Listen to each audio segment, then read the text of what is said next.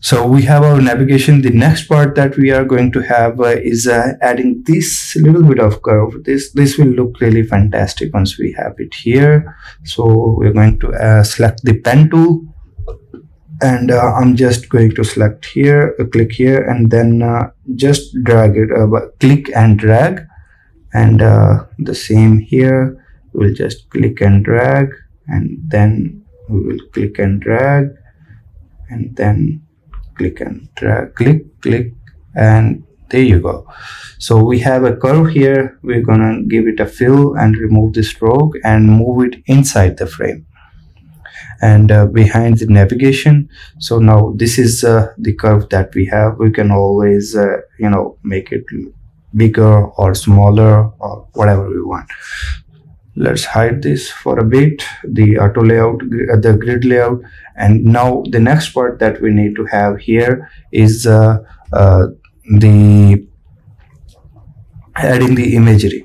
So we have to find some image that looks really nice on this design.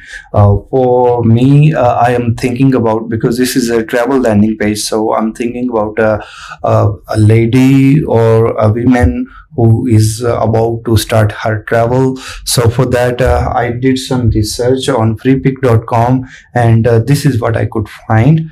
This looks really nice to me, although it has some background that we don't like. We're gonna crop that background and make it backgroundless. So for that I will download the image, and once we download the image here we have the image, and we're gonna go to Photoshop and drag this image in Photoshop. So let me drag the Photoshop over here. There you go. And we have this image here. So in order to remove the background, what we need to do here is make this as a layer from background first of all, and then we are going to click on this remove background. Boom. There you go. So you can see over here it's not working as expected.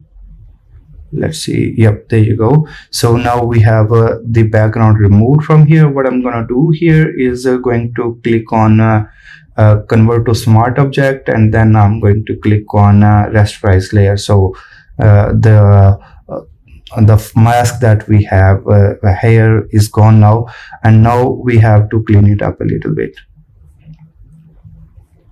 And one thing, let me undo here. One thing important when you are doing some work on any of Photoshop object in Photoshop, make sure that you duplicate the layer before you perform any action, because we might need the image later, the original image, and instead of importing it again and starting from zero again and again, it's better to have a backup. We will need this image later, so I'm going to hide this one for now, and then click on remove the background.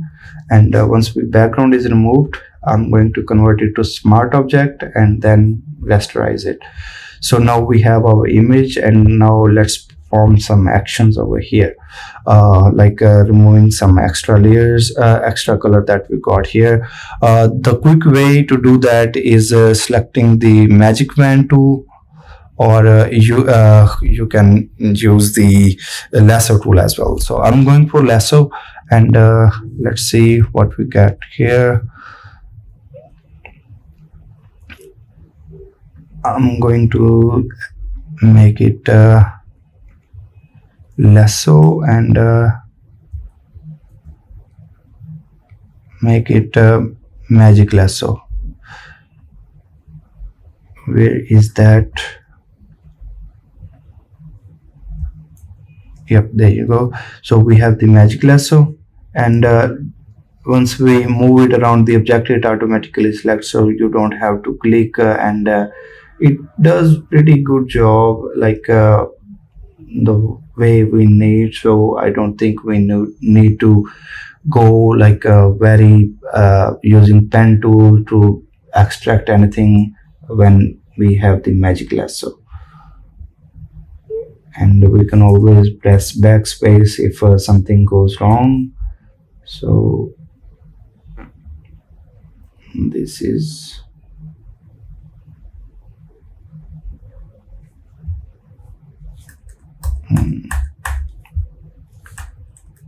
So backspace, backspace, come on, backspace, backspace, and backspace, and backspace. So we are going to extract this.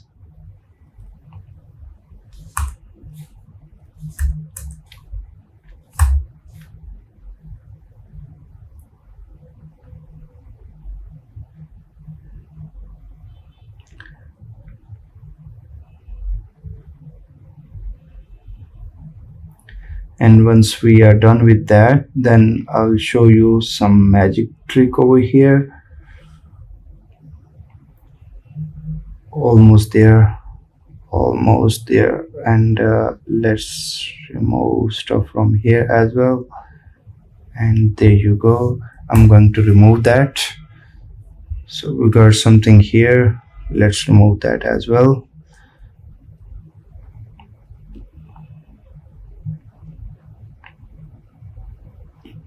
And there you go. So we have a little bit of more cleanup over here.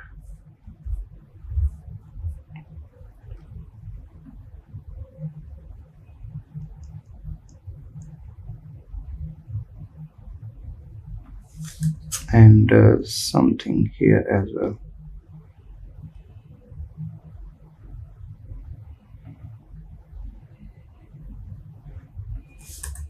There you go. So now we have a clean image. So what I'm gonna do here is export as PNG. And once we export this as PNG, I'm going to export it on desktop, let's say. And then I'm going to import this, copy this image, and go to Figma and paste it. So there we go. We have the image. No, not the upside down, but something is missing here. The shadows are not there, and that is very annoying. Like now this doesn't look like we have this as a natural image over here. Shadows really add a good depth in your design. So for that we also need to extract the shadows, not just the image, but the shadows that we got here for this image. She has pretty nice shadows, if you just notice here. So we are also going to copy the shadows from the Figma from the image. So for that, as you remember, we have this image. So we have if we hide or show, you can see that this is the backup image that we had used.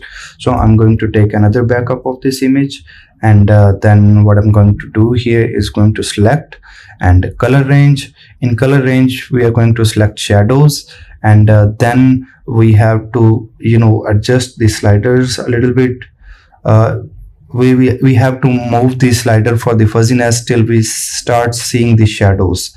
You can see we have the shadow here now, and once we have we start seeing the shadows itself, then we are gonna work with the range slider, and we're gonna adjust this till we get the shadows that we want. So we don't want the whole shadow, because if we have it here till this part, then it will be cropped and it will not look good.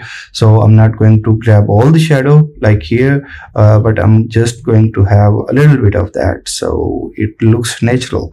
So there we go, we have the shadows. I will press Command C and Command V and hide this image too. So now you can see we have the shadow and we have the image in 2 layers. We can hide and show the shadow over here. And the next thing that we're going to do, obviously we don't need the pink shadow, of course. So what I'm going to do here is I'm going to add a color overlay on this shadow, and we're going to make it gray, not black, gray. And okay, and then we're gonna move it down the image. You can see still a lot. So what we can do here is we can play with the opacity to make the shadow a little bit less, and in order to see that how it looks on widescreen, I'm going to add a new layer and give it a fill of white background. So now we can see that how this will look on white background. As you can see, this is being cut off from like a sharp cut over here, which will not look good when we are going to import this as an image. So what I'm going to do here is selecting the razor tool, and I'm going to have a smooth razor instead of the hard one, and I'm going to add remove from the edges a little bit, and also for the sake of consistency and to make sure that there are no shadows on the sides, on the edges. So I'm just going to remove drag the razor on the sides as well, just to make sure like we have not extra shadows on the sides. And once we have that, so like this, and making sure that we don't have the shadows at the bottom as well, I'm gonna make it a little bit smaller, and let's just make sure about that we don't have the shadows on the edges, because if we have the shadows on the edges, then it will be a sharp cut once we export it as a PNG. So I'm just gonna make sure like we don't have the shadows. So there you go. I'm gonna hide this one, and going to group these two layers and export as PNG. So now let's make it desktop and final with shadow. There you go. So we have a final image with shadow. Let's check what we got here. Okay, there it says it's too big, so I'm going to export, and export as save for web. And once we do that, we will get it will take a couple of minutes sometime when we are exporting a large image. So once we have exported that image, we shall get something like here it's ready to export. I'll click on save and save on desktop, save, and once it's saved, we will have something like this. Come on, save it.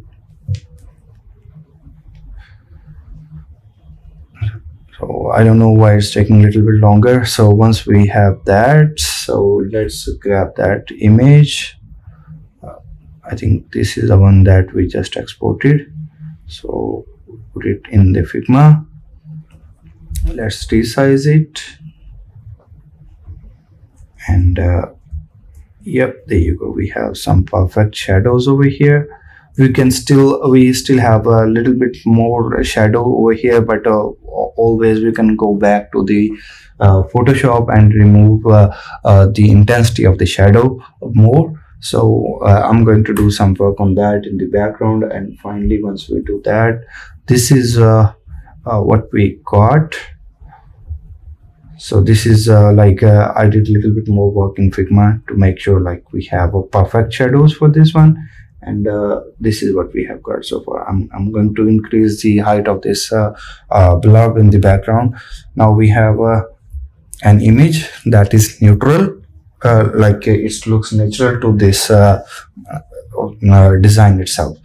So the next part that we are going to do is we are going to add some colors. So what I'm going to do is normally the colors palette is provided by the client himself, but in this case we are just designing it for practice. So I'm going to use the palette from this image, so it looks natural and it looks good. So this is the color that I just picked from the image. It's too much, so we are going to mute it a little bit. So I'm going to use like this color from here. The next part that we are going to do here is we are going to add some text over here. So travel, enjoy, and live a new and full life. This is our main text, and let's make it a little bit bigger. maybe something like that. And then what we are going to do next is we are going to play with the fonts. So the font that I have thought about this one is this Volco. I don't know how to pronounce it, but whatever. So, and let's make it a little bit smaller, and instead of -6, let's make it -4. And the height looks pretty good to me, but let's make it 90 instead of like line height. So we got the text over here. The next part that we are going to add is some intro text over here. Best destinations around the world. So we got this one. Let's make it maybe 20 pixel, and make it capitalized, and let's use pop-in for this one. Move it around here, and I'll pick the color from the bright color, this one. So we got it. Now the next part is adding some description text. So for description text, instead of writing all the text, I have a shortcut, arshaki.com/rtrt random text. So we're going to go here, and we're just going to copy some random text from here, something like that. And then we are going to add a text over here, make it pop-ins, and let's make it 20 maybe. That look bigger. Let's make it 16, and medium, and 18. So normally the scale that I use for the line height is 140% or 130%, instead of going with the 140 would look good over here, or maybe 150 looks good. This is more readable, so that's what I will be using. So we have the text over here. Let's make sure like the color that we are going to use over here, it should not be black. Black looks too much. It's sometimes it's difficult to read, so we're gonna mute it a little bit by using a darker gray instead of black, so it's more readable. Remember, don't use the same color for headings and the body text. For headings, you can use a little bit more darker, something like this. And for the text, you can use a little bit lighter as compared to the headings. So that creates a good contrast in the design. And finally, we're gonna need some buttons over here. So what we're going to do here is I'm going to add some buttons. So for that, let's make it with almost 170 maybe. And the height, the ideal height that I use for the header button is 60. You may use 50 or 70, but for me, the things that work is 60 for the header button. So we got this, and then let's add a little bit of border radius on this one, and I'm going to use the lady's shirt as our primary color for button. This looks a little bit dimmer, so let's add some more light to that. And now add some text over here, maybe find out how, and make it 16 pixel. Again, it should be pop-ins, and 24 or 150 maybe, 150%. So we got the button over here. And the next one is we are going to add some depth to this button to make it a little bit more interesting. I'm going to make it white, and for adding the depth, we are going to add the shadow on this button. For adding the shadow, I have created a full video to make really nice shadows. You will see the link on the top right, but here is like a quick way that we can add shadows. What I have, there is a plugin, it's called a Shadow Maker. So I'm going to copy this color code. So I'm going to use that plugin to create this shadow. Let's see what we get once we use that plugin. And I'm going to, the color for this shadow is this one. So you can see it has applied very smooth shadows instead of the standard shadow that we use. So it has applied a very smooth shadow to the button, and it looks really nice, and it gives a little bit of depth to the design. The next thing that we are going to do here is we are going to add a play button. So the same size that we have here, the same size we are going to apply for the play button. And for that, let's add the play icon over here. We select polygon, and then we drag it over here and make it maybe white. And for the button color, we are going to use this color. So I'm going to copy this one and make it this one.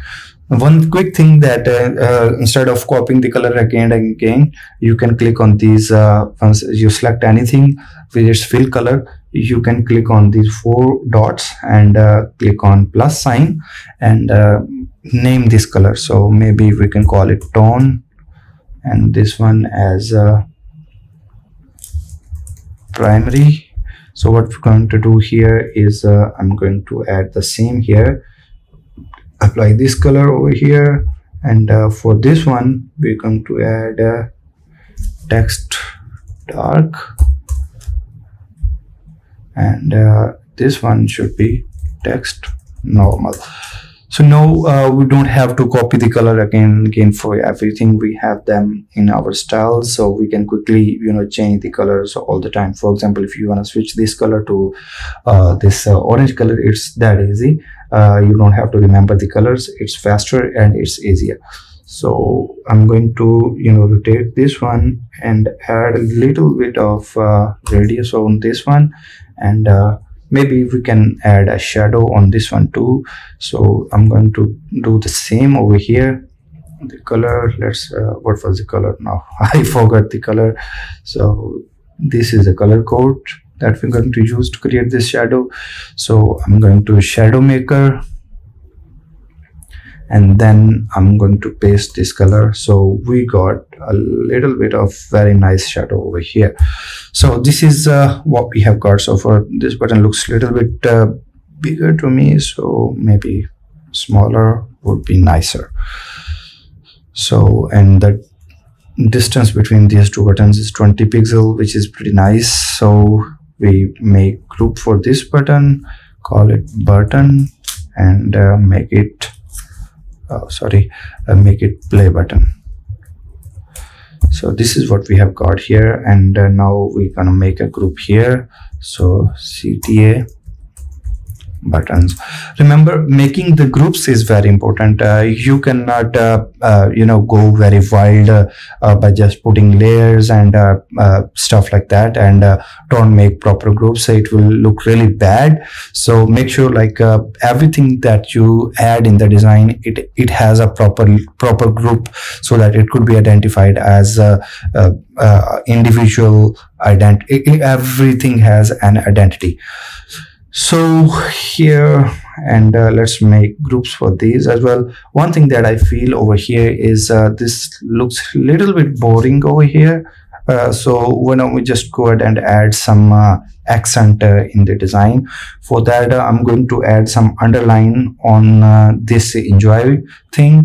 So for that, instead of adding the straight line, something like this, and giving it a color. Although this works pretty nice, but we can go one step extra, and let's add a little bit more depth on this one. So for that, I would go to Freepik and search for brush strokes, and we will download some brush strokes from here. Maybe this one. This will be an EPS file, and we can always download this and open it in Illustrator. And once we do that, this is I'll just get a part of that the brush and paste it over here. and this is what I will get. And let's so as you can see, this one is a little bit better as compared to the straight line, and let's move it behind the text.